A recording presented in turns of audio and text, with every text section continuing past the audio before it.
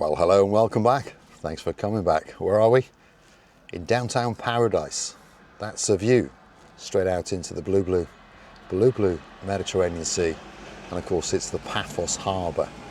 And it's the 2nd of December. Yeah, you heard me correctly. The sun is glistening. There are people sitting around enjoying the views.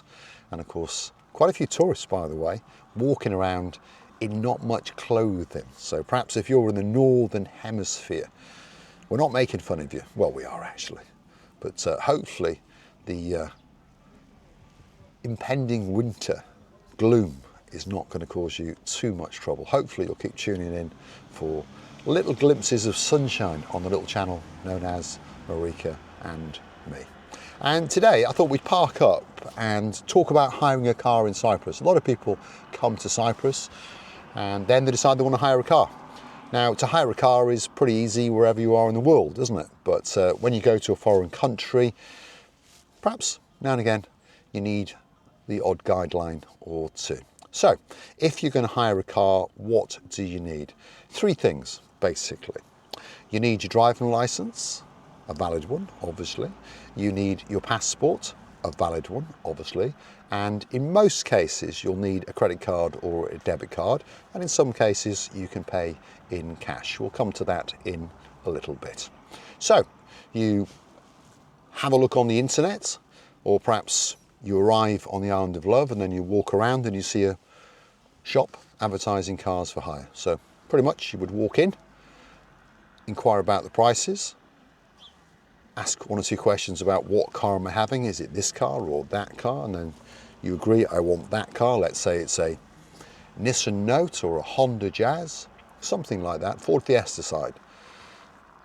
You agree a price, out comes your driving license, out comes your passport, and more often than not, they will want a credit or debit card. Fill in the paperwork, they will give you what's called a contract, and that contract is valid for the term that you've agreed, let's say 3 days, 4 days, a week, 2 weeks, a month, etc., etc. And off you go. That's it. Pop some benzene into the tank and you can explore the Island of Love. Now, let's talk a little bit about prices of hire cars in Paphos. Obviously, you've got peak season and you've got off season. At the moment, we're in off season. Not that you would understand that because the weather is spectacular and people are walking around in shorts and t-shirts, but it is off season. The full season in Cyprus is quite a long season, so peak season normally runs from April, May, June, July, August, September, October. Off season then is November, December, January, February and March. Obviously we're in the off season, so therefore we will talk about the prices of hiring a car in this season, and if you were to add 10 to 15 euros per day for the peak season. So if you were hiring, let's say something like a Honda Jazz, a Fit it's called in Cyprus by the way, because it comes from Japan, a Ford Fiesta size car, you'd probably expect to pay somewhere around 25 to 30 euros a day off season. And bear in mind, most of the hire companies will only hire you a car for a minimum of 3 days. In many cases now it's 4 days. It's all to do with the insurance that they've got to pay on your behalf. And obviously that premium comes down the longer that you rent the car. So you can't rent a car for a day. Well, I'm not aware that you can anyway. Correct me in the comments if you can, but normality is 3 to 4 days. Most people would probably rent for a week. So a couple of €100 for your car rental. And like I say, they're going to want your credit card or your debit card because in most cases they want to block what they call an excess. In other words, if you were to damage the car or someone else damage the car. So the minimum excess I've heard of at the moment is 300 to 400 euros. The average excess is 600 to 800 euros. And in some cases, it can be up well over 1,000. So a word of warning on that one, because they actually block and take the money. And then when you take the car back, they unblock and then refund the money. But there is still a charge to you because obviously the credit card company will charge for that transaction. Drop it in the comments. Has this happened to you? Now, in most cases, most people do get all their excess back, so that's not a problem. And of course the hire car company is only protecting themselves as you would want to protect yourself if you loaned a car to somebody.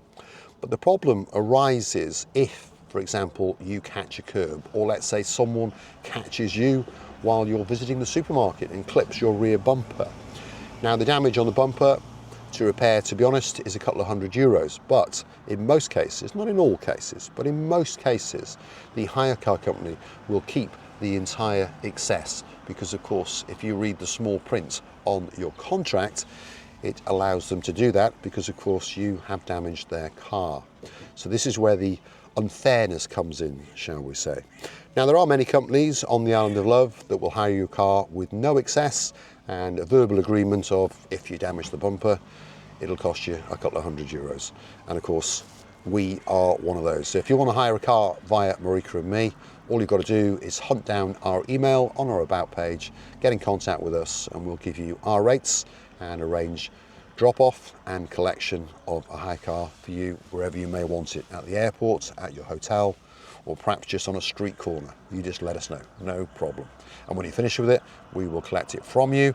And of course, if you have unfortunately damaged it or someone has damaged it, you'll understand that the cost to repair it will be a reasonable price.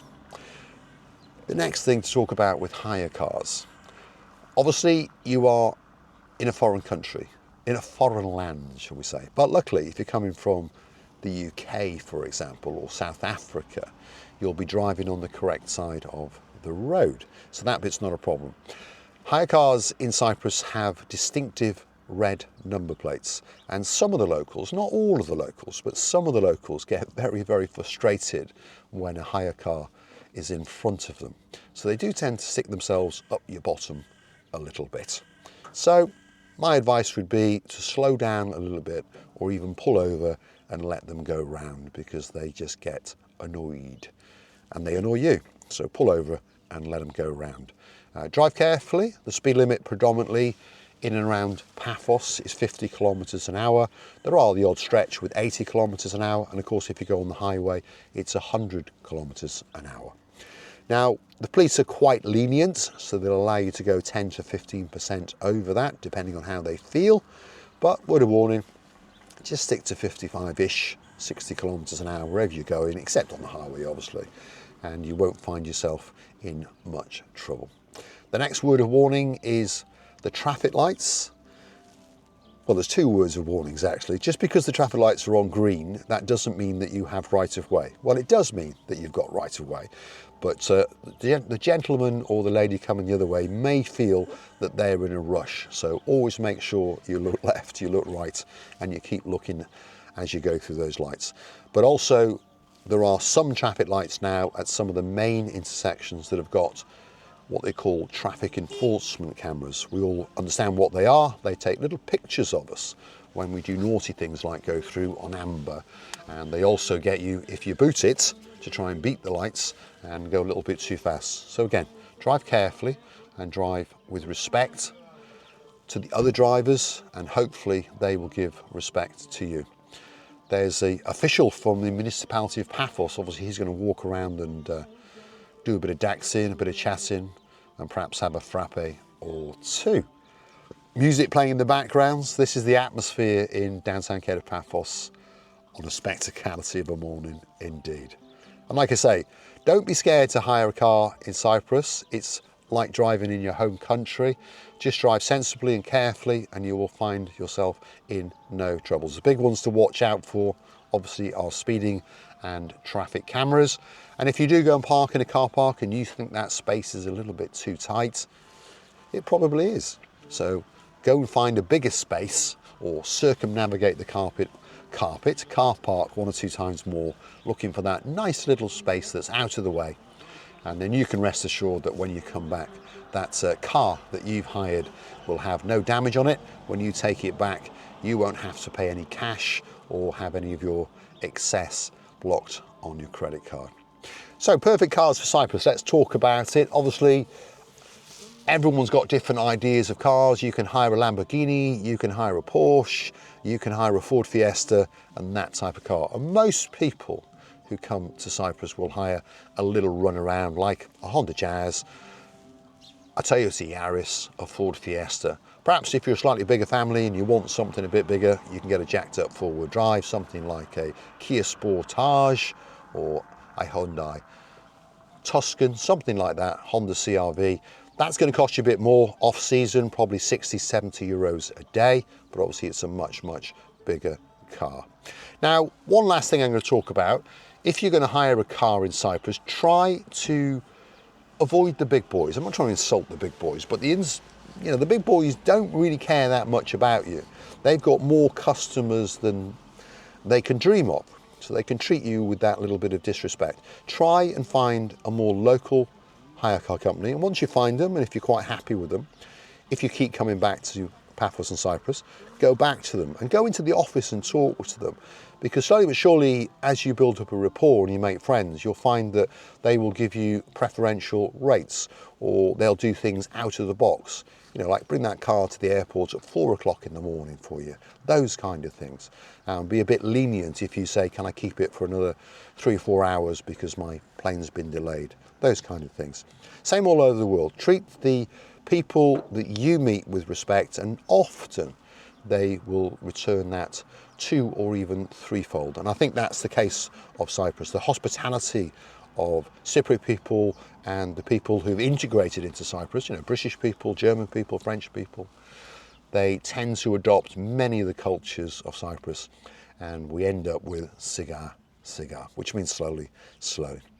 Hopefully you've enjoyed this little chat. If you want me to have a chat about other things on the Island of Love, perhaps immigration, perhaps buying a car, all those kind of things. There's a lot of people who come to Cyprus, come here for 3 or 4 months at a time and go back to their home country, then come back. So they are tourists, but they're not here for a couple of weeks. So perhaps if you're interested in buying a car, drop it in the comments. I could make a special video about that. If you want to know about road taxing and servicing and maintenance on cars, those kind of things. So I'm going to say a big, big thank you for joining me. Big, big thank you for watching. And of course, if you do like what you see, please hit the like, smash that subscribe. Please don't forget to keep on coming back for my little chats on the Island of Love, often on the coastline in downtown Paphos. And of course, you get some great, great views.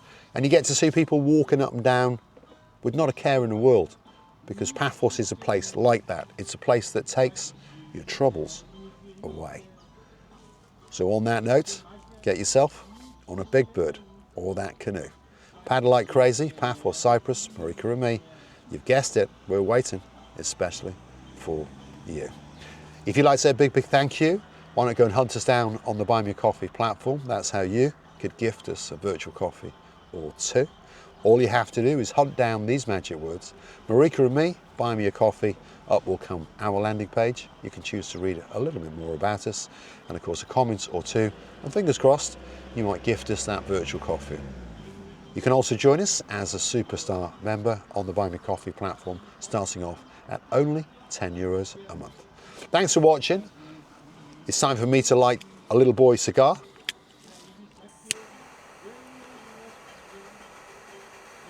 And it's time for me to say, life is good on the Island of Love. Music playing in the background, sunshine, people with smiles on their faces. It's what the world was made for. See you again very, very soon. Indeed.